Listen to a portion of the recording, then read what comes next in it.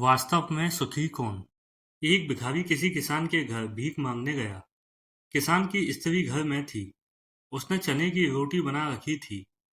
किसान जब घर आया, उसने अपने बच्चों का मुख चूमा। स्त्री ने उसके हाथ पैर धुलाए। उसके बाद वह रोटी खाने बैठ गया। स्त्री ने एक मुट्ठी चना भिखारी को डाल दिया। भिखारी चना लेकर चल दिया। रास्ते में भिखारी सोचने लगा, हमारा भी कोई जीवन है। दिन भर कुत्ते की तरह मांगते फिरते हैं, फिर स्वयं बनाना पड़ता है। इस किसान को देखो, कैसा सुंदर घर है। घर में स्त्री है, बच्चे हैं, अपने आप अन्न पैदा करता है, बच्चों के साथ प्रेम से भोजन करता है। वास्तव में सुखी तो यह किसान है।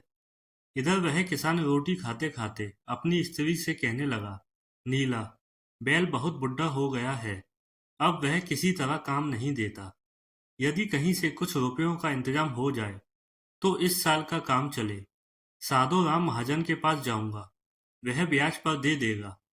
भोजन करके वह साधु राम महाजन के पास गया। बहुत देर तक विनती करने पर 1 रुपये सैकड़ा सूद पर साधु ने रुपए देना स्वीकार किया। एक लोहे की तिजोरी में से साधु राम ने एक थैली निकाली और गिनकर रुपए किसान को दे दिए। रुपए लेकर किसान अपने घर चला। वह रास्ते में सोचने लगा, हम भी कोई आदमी हैं, घर में 5 रुपए भी नगद नहीं है। कितनी देर तक विनती करने पर उसने रुपए दिए हैं। साधु कितना धनी है, उसके पास सैकड़ों रुपए हैं। वास्तव में सुखी तो यह साधु राम ही है। साधु राम छोटी सी दुकान चलाता था। वह एक बड़ी दुकान से कपड़े ले आता था और उसे बेचता था। दूसरे दिन साधु राम कपड़े लेने गया। वहां सेठ पृथ्वीचंद की दुकान से कपड़ा लिया। वह वहां बैठा ही था कि इतनी देर में कई तार आए। कोई बम्बई का था तो कोई कलकत्ते का।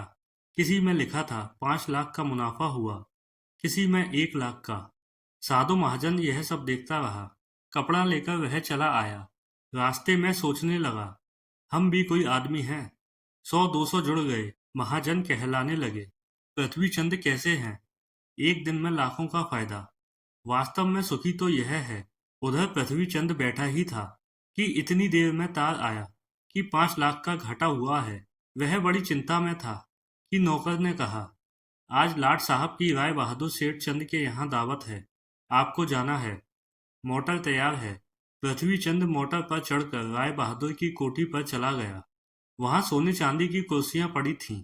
राय बहादुर जी से कलेक्टर कमिश्नर हाथ मिला रहे थे। बड़े बड़े सेठ खड़े थे। वहां पृथ्वीचंद सेठ को कौन पूछता। वह भी एक कुर्सी पर जाकर बैठ गया। लाट साहब आए। राय बहादुर से हाथ मिलाया, उनके साथ चाय पी और चले गए। पृथ्वीचंद अपनी मोटर में लौट रहे थे। रास्ते में सोचते आते हैं, हम भी कोई सेठ हैं। 5 लाख के घाटे से ही घबरा गए। राय बहादुर का कैसा ठाठ है। लाट साहब उनसे हाथ मिलाते हैं। वास्तव में सुखी तो यही है। अब इधर लाट साहब के चले जाने पर राय बहादुर के सिर में दर्द हो गया। बड़े बड़े डॉक्टर आए। एक कमरे में वे पड़े थे। कई तार घाटे के साथ एक साथ आ गए थे। उनकी भी चिंता थी। कारोबार की भी बात याद आ गई।